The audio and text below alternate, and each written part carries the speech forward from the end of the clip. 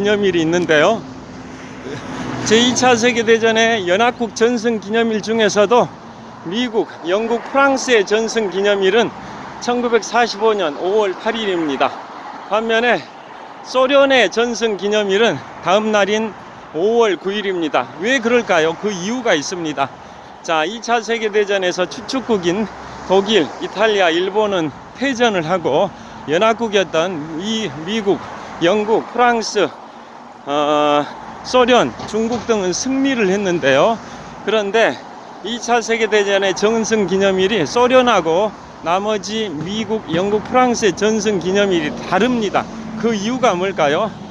자, 미국, 영국, 프랑스 등의 전승 기념일은 일종의 자유진영이죠. 자유진영인 미국, 영국, 프랑스의 2차 세계대전 전승 기념일은 1945년 5월 8일인데요. 반면에 공산진영인 소련군의 전승 기념일은 다음 날인 5월 9일입니다. 왜 그럴까요? 왜 그런 차이가 있을까요?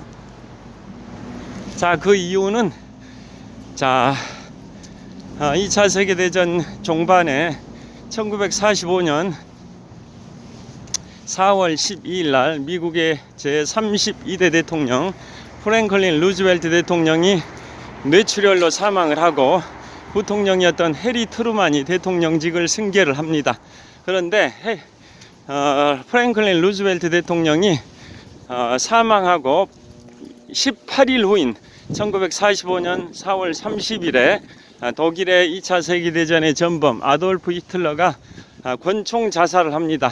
더 이상 이제는 독일군의 승산이 없다고 판단한 독일의 총통 2차 세계대전의 전범 아돌프 히틀러가 권총 자살하고 그로부터 7일 후인 5월 7일 날 독일군의 작전 참모 본부장이 프랑스 랭스에 있는 미국, 영국, 프랑스의 연합군 사령부에 와서 서명을 합니다. 항복문서에 서명을 하는데요. 그때 항복문서에 서명한 시간이 1945년 5월 7일입니다. 항복문서의 내용에 의하면 1945년 5월 8일 밤 10시 45분을 기해서 쌍방 간의 모든 군사작전을 중단한다 라는 취지의 문서에 서명을 합니다. 그러니까 2차 세계대전에 항복문서 서명 날짜는 1945년 5월 7일인데요. 발효 시점은 5월 8일 밤 10시 45분입니다. 그렇게 서명을 했는데 그거에 대해서 소련은 인정을 안 했습니다. 왜 그랬을까요? 자, 2차 세계대전 때 독일을 중심으로 서쪽 지역인 프랑스 지역 등에서 발생된 전선을 서부전선, 독일을 중심으로 동쪽 지역인 소련에서 발생된 전투를 동부전선이라 하는데요.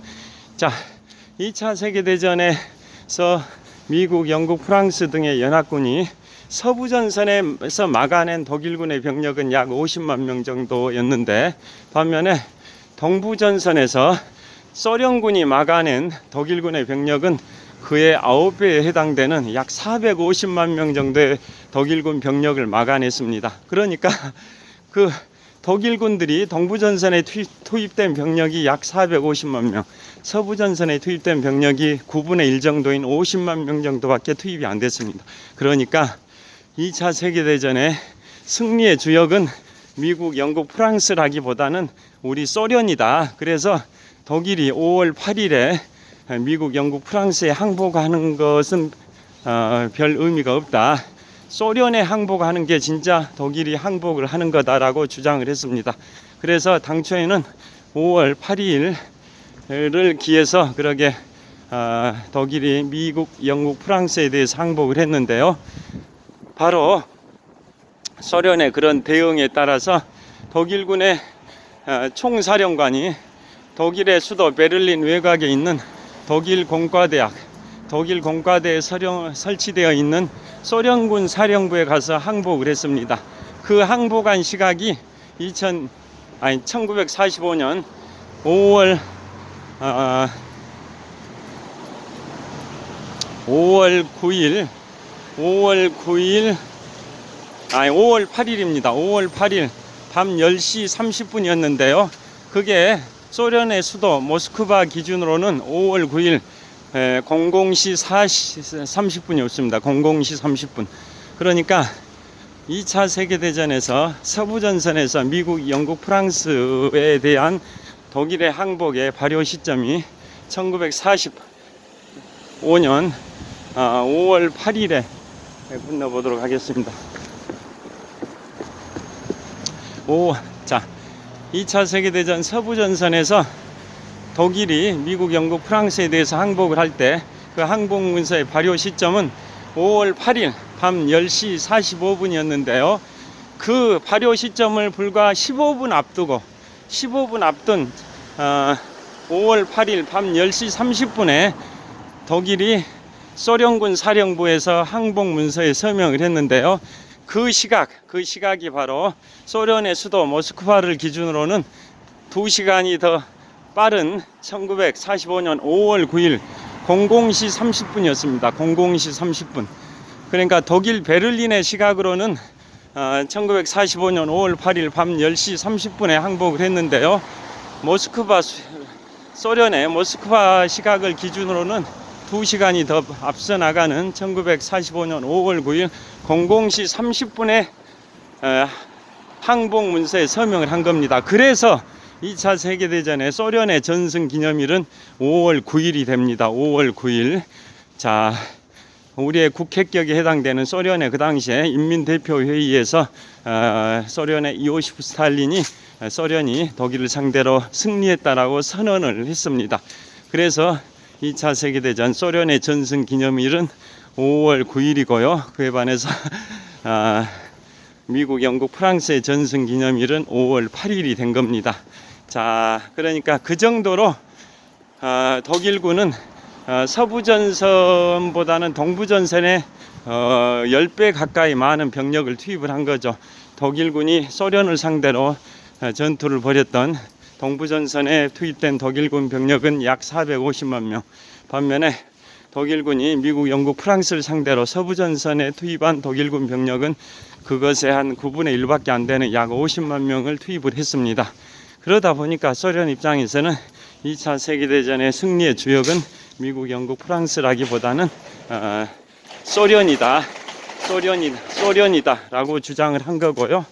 자, 그래서 그러게 전승 기념일이 바뀌었다라는 내용입니다. 자, 현재 42분 정도 촬영을 했습니다. 천호역 거의 도달했습니다.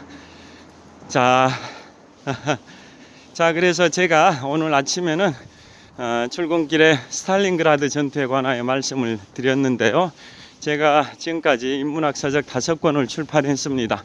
먼저 2020년 1월에는 첫 번째 작품으로 독서하는 마라토너의 여행과 자전거 타기, 또 2020년 3월에는 두 번째 작품으로 위대한 도전의 시작 몽블랑에 관하여 출판했고요. 또 2020년 4월에는 세 번째 작품으로 프랑스 대혁명과 나폴레옹에 관한 책을 출간을 했고요. 올해 2023년 3월 6일에는 네 번째 작품으로 제2차 세계대전, 영어로는 월드 워 2를 출간했습니다. 그리고 지난달 10월 6일 2023년 10월 6일에는 인문학서적 5번째 작품으로 북미, 유럽, 동아시아 견문록을 출간했는데요.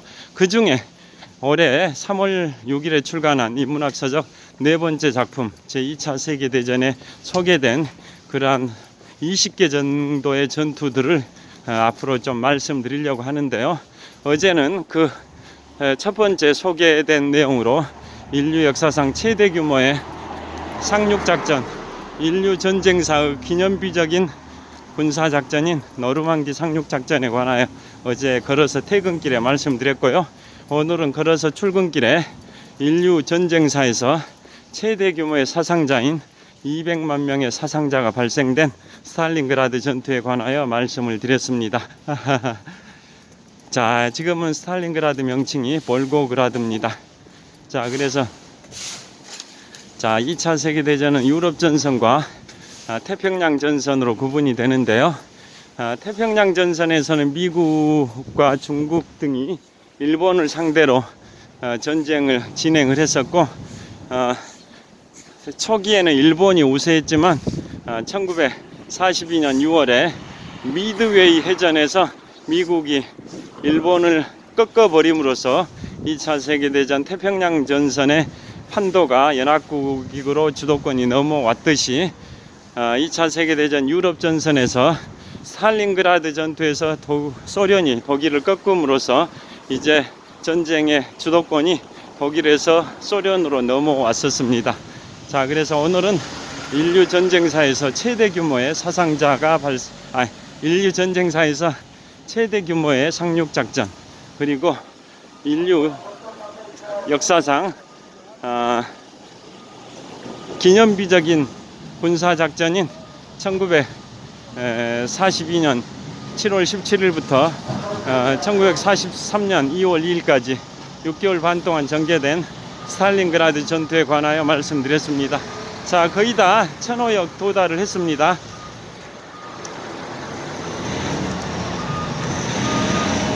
자, 시간이 한 10분 정도 됐는데요. 현재 시각은 2023년 11월 30일, 11월의 마지막 날이자 올 가을의 마지막 날인 11월 30일 아침 7시 11분 정도 됐습니다. 자, 여기서 마무리를 하도록 하겠습니다. 자, 이곳은 천호역의 로데오 거리입니다. 천호역의 로데오 거리, 저기 표지판이 보입니다. 천호역의 로데오 거리. 자, 여기서 마무리하겠습니다. 자, 현재 시각 2023년 11월 30일 아침 7시 11분입니다. 자, 올가을 들어 가장 강력한 한파, 영하 8도의 맹추위가 찾아왔습니다. 동절기 건강관리에 각별히 유의하시길 빌겠습니다. 시청해 주셔서 감사합니다. 화이팅! 자, 천호동의 로데오 거리입니다. 자, 감사합니다.